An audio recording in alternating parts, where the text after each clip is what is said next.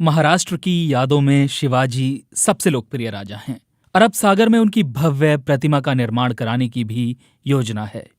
उन्हें राजनीतिक विचारधाराएं अपने अपने तरीकों से याद करती हैं।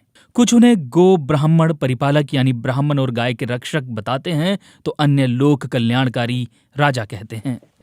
इसी के साथ एक ऐसा एहसास भी है जो उन्हें मुस्लिम विरोधी के रूप में दर्शाता है। कुछ सालों पहले महाराष्ट्र के मिराज सांगली इलाके में एक गणपति उत्सव के दौरान तोरण पर शिवाजी को अफजल खान का कत्ल करते हुए दिखाया गया था। इसके पोस्टर समूचे महाराष्ट्र में भेजे गए थे। इसके बाद इसी मुद्दे को लेकर उस इलाके में सांप्रदायिक हिंसा हुई। लोगों में यह धारणा बनने लगी कि हिंदू शिवाजी मुस्लिम अफजल खान को मार रहे हैं। इस तरह के प्रचार का इस्तेमाल मुसलमानों को उकसाने और हिंसा भड़काने के लिए किया जाता रहा है।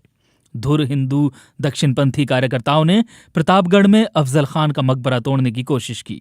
यह उपद्रव तब जाकर रुका जब लोगों को यह बताया गया कि इस मकबरे को खुद शिवाजी ने खड़ा किया था। शिवाजी वो राजा थे जो सभी धर्मों का सम्मान करते थे। उनकी नीतियों, सेना और प्रशासनिक नियुक्तियों में इसकी झलक साफ दिखती है। इसकी एक दिलचस्प मिसाल ये है कि शिवाजी के दादा मोलाजीराव भोसले ने सूफी संत शाह शरीफ के सम्मान में अपने बेटों का नाम शाहजी और शरीफ जी रखा था। शिवाजी ने स्थानीय हिंदू राजाओं के अलावा मुगल बादशाह औरंगजेब के खिलाफ भी लड़ाइयां लड़ी। दिलचस्प बात यह है कि औरंगजेब के साथ युद्ध में औरंगजेब की सेना का नेतृत्व करने वाले व्यक्ति राजा जयसिंह थे, जो एक राजपूत थे और औरंगजेब के राजदरबार में उच्च अधिकारी थे। शिवाजी ने अपने प्रशासन में मानवीय नीतियां अपनाई थी जो किसी धर्म पर आधारित नहीं थी।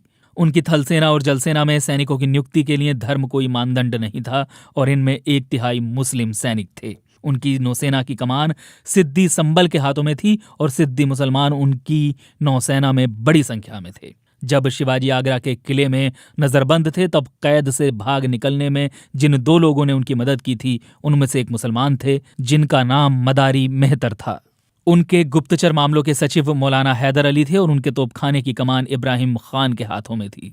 शिवाजी सभी धर्मों का सम्मान करते थे और उन्होंने हजरत बाबा याकूत थोरेवाले को ताउम्र पेंशन देने का आदेश दिया था, तो फादर एम्ब्रोज की भी उस वक्त मदद की जब गुजरात स्थित उनके चर्च पर हमला हुआ था।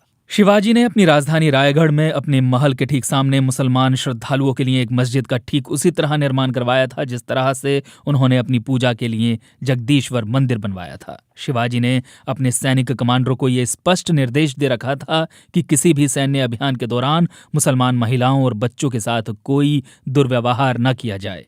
मस्जिदों और दरगाहों को समुचित सुरक्षा उनके शासन में दी गई थी। उनका ये भी आदेश था कि जब कभी किसी को कुरान की कॉपी मिले तो उसे पूरे सम्मान के साथ मुसलमानों को लौटा दिया जाए। बसाई के नवाब की बहू को शिवाजी के द्वारा सम्मान देने की कहानी तो सभी जानते हैं।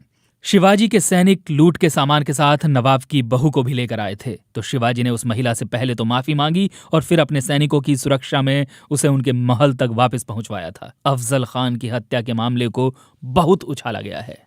अफजल खान आदिलशाही सल्तनत का प्रतिनिधित्व कर रहे थे जिनके साथ शिवाजी ने बहुत लंबी लड़ाई लड़ी थी। अफजल खान ने उन्हें अपने तंबू में बुलाकर मारने की योजना बनाई थी, तो शिवाजी को एक मुसलमान रुस्तम जमा ने आगाह कर दिया था, जिन्होंने शिवाजी को एक लोहे का पंजा अपने साथ रखने की सलाह दी थी। लोग अक्सर ये बात भी भूल जाते हैं कि अफजल खान के सलाहकार भी एक हिंदू थे जिनका नाम कृष्णमूर्ति भास्कर कुलकर्णी था। उन्होंने शिवाजी के खिलाफ अपनी तलवार उठाई थी। ब्रितानियों ने जब इतिहास को लिखा तो उन्होंने राजाओं के बीच सत्ता संघर्ष को धार्मिक घुमाव दे दिया। शिवाजी मुस्लिम विरोधी थे, यह धारणा राजनीतिक उद्देश्यों को पूरा करने के लिए बनाई गई। कई किताबें प्रकाशित की गई जिनमें यही नजरिया दिखाया गया। पुरंदरे का नाटक जानता राजा को बड़े पैमाने पर महाराष्ट्र में लोकप्रिय बना दिया गया।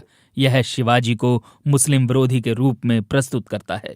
इतिहासकार Sardesai new history of Maratha में लिखते हैं, शिवाजी को किसी भी प्रकार से मुसलमानों के प्रति नफरत नहीं थी, ना तो एक संप्रदाय के रूप में और ना ही एक धर्म के रूप में। ये सब शिवाजी ने सांप्रदायिक सौहार्द के लिए जो अपनाया उसे दर्शाता है और उनका प्राथमिक लक्ष्य अपने राज्य की सीमा को और अधिक से अधिक क्षेत्र तक स्थापित करना था। उन्हें मुस्लिम विरोधी या इस्लाम विरोधी दर्शाया जाना सच्चाई का मजाक बनाने जैसा है।